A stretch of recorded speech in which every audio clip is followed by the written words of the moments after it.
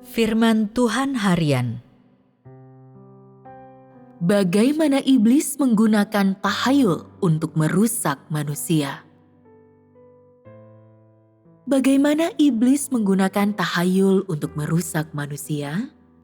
Satu-satunya yang ingin orang ketahui tentang hal-hal seperti ramalan, membaca wajah, dan nujum adalah agar mereka bisa tahu tentang seperti apa nasib mereka di masa depan dan seperti apa jalan di depan. Tetapi pada akhirnya, tangan siapakah yang telah mengendalikan semua hal ini? Tangan Tuhan. Semua hal itu berada di tangan Tuhan. Dengan menggunakan cara-cara ini, apa yang iblis inginkan agar diketahui manusia? Iblis ingin menggunakan pembacaan wajah dan peramalan nasib untuk memberitahukan kepada manusia bahwa dia mengetahui nasib mereka di masa depan. Dan bahwa bukan hanya tahu tentang hal-hal ini, tetapi dia juga mengendalikan semua itu. Iblis ingin memanfaatkan kesempatan ini dan menggunakan cara-cara ini untuk mengendalikan manusia sampai sedemikian rupa, hingga orang menaruh kepercayaan sepenuhnya kepadanya dan mematuhi setiap perkataannya. Misalnya, jika engkau meminta peramal membaca wajah, jika si peramal menutup matanya dan memberitahukan kepadamu semua yang telah terjadi kepadamu dalam beberapa puluh tahun terakhir dengan kejelasan yang sempurna, bagaimana perasaan di dalam hatimu? Engkau akan tiba-tiba merasa, perkataannya tepat sekali. Aku belum pernah menceritakan masa laluku kepada siapapun sebelumnya. Bagaimana dia mengetahuinya? Aku sangat mengagumi peramal ini. Bagi iblis, bukankah tidak terlalu sulit untuk mengetahui masa lalumu? Tuhan telah memimpinmu sampai sekarang. Dan selama itu, iblis telah merusak manusia dan mengikutimu. Waktu puluhan tahun dalam hidupmu tidak berarti bagi iblis dan tidak sulit baginya untuk mengetahui hal-hal ini. Ketika engkau tahu bahwa semua yang iblis katakan tepat, bukankah engkau akan menyerahkan hatimu kepadanya? Bukankah engkau akan bergantung kepadanya untuk mengendalikan masa depan dan nasibmu? Dalam sekejap mata, hatimu akan merasakan penghargaan dan rasa hormat terhadapnya. Dan bagi sebagian orang, jiwa mereka mungkin sudah direnggut olehnya pada titik ini. Dan engkau akan segera bertanya kepada si peramal, apa yang harus kulakukan selanjutnya? Apa yang harus kuhindari di tahun mendatang? Hal-hal apa saja yang tidak boleh aku lakukan? Dan kemudian si peramal akan berkata, engkau tidak boleh pergi ke sana. Engkau tidak boleh melakukan ini. Jangan mengenakan pakaian dengan warna tertentu. Engkau harus lebih jarang pergi ke tempat tertentu. Engkau harus lebih sering melakukan hal tertentu. Bukankah engkau akan langsung menganggap serius semua yang dia katakan? Engkau akan menghafalkan perkataannya lebih cepat daripada menghafalkan firman Tuhan. Mengapa engkau menghafalnya begitu cepat? Karena engkau ingin mengandalkan iblis untuk mendapatkan nasib baik. Bukankah pada saat inilah iblis menguasai hatimu? Ketika ramalannya terjadi, satu demi satu, bukankah engkau ingin langsung kembali kepadanya untuk mengetahui bagaimana nasibmu di tahun berikutnya? Ya, Engkau akan melakukan apapun yang iblis perintahkan kepadamu, dan engkau akan menghindari hal-hal yang dilarangnya. Dengan cara ini, Bukankah engkau sedang mematuhi semua yang dikatakannya?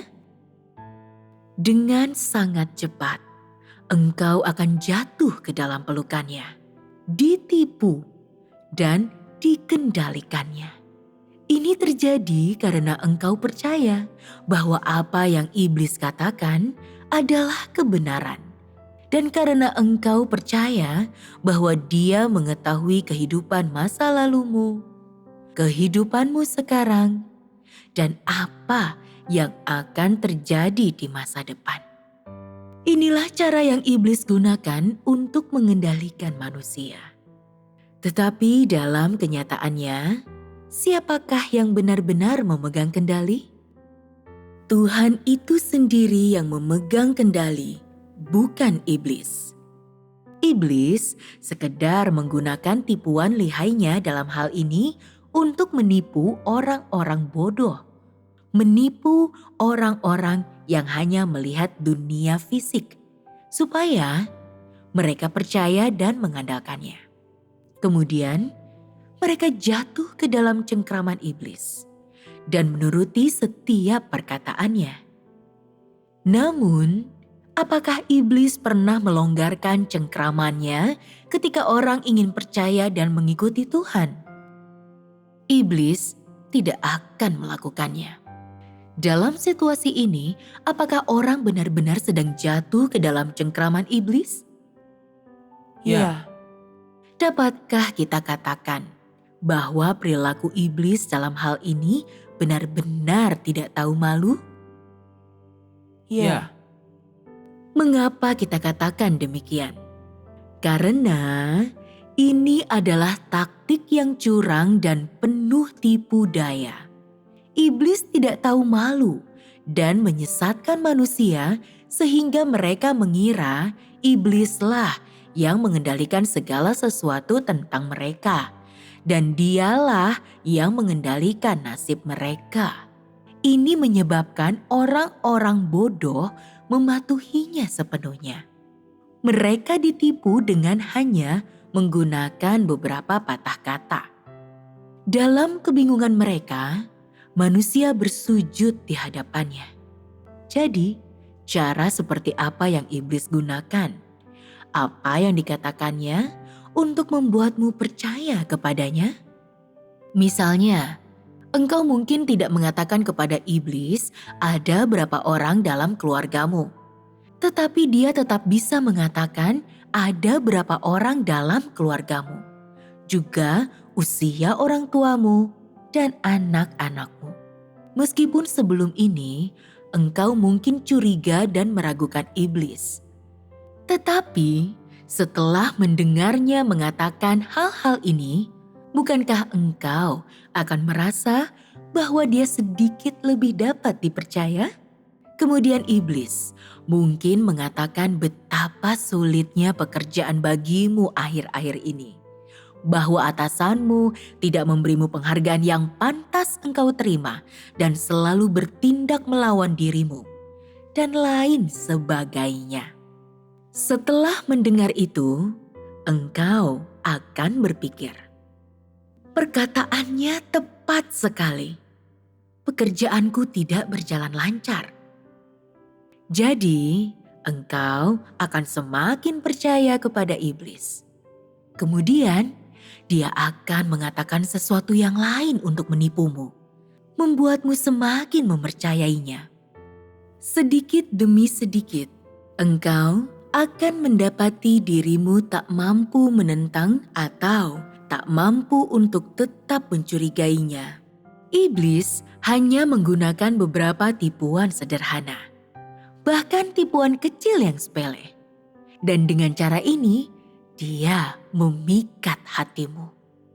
Pada saat engkau menjadi terpesona, engkau akan kehilangan pijakanmu. Engkau tidak tahu apa yang harus kau lakukan. Dan engkau akan mulai mengikuti apa yang iblis katakan. Inilah cara brilian yang iblis gunakan untuk merusak manusia, yang menyebabkan engkau tanpa sadar jatuh ke dalam perangkapnya dan tergoda olehnya. Iblis memberitahukan kepadamu beberapa hal yang oleh manusia dianggap sebagai hal yang baik, dan kemudian memberitahukan kepadamu apa yang harus kau lakukan dan apa yang harus kau hindari. Begitulah engkau tanpa sadar mulai menempuh jalan itu. Setelah engkau menempuh jalan itu, yang akan engkau dapati hanyalah masalah. Engkau akan terus-menerus memikirkan apa yang iblis katakan dan apa yang diperintahkan olehnya. Dan tanpa kau ketahui, engkau telah dikuasai olehnya. Mengapa demikian? Itu karena umat manusia tidak memiliki kebenaran, dan karenanya tidak mampu berdiri teguh dan menentang godaan dan rayuan iblis. Menghadapi kejahatan iblis serta tipu daya, pengkhianatan, dan kedengkiannya, manusia begitu bodoh, tidak dewasa, dan lemah, bukan? Bukankah ini salah satu cara iblis merusak manusia? Ya. Manusia tanpa sadar ditipu dan diperdaya sedikit demi sedikit oleh berbagai cara iblis. Karena mereka tidak punya kemampuan untuk membedakan antara yang positif dan yang negatif.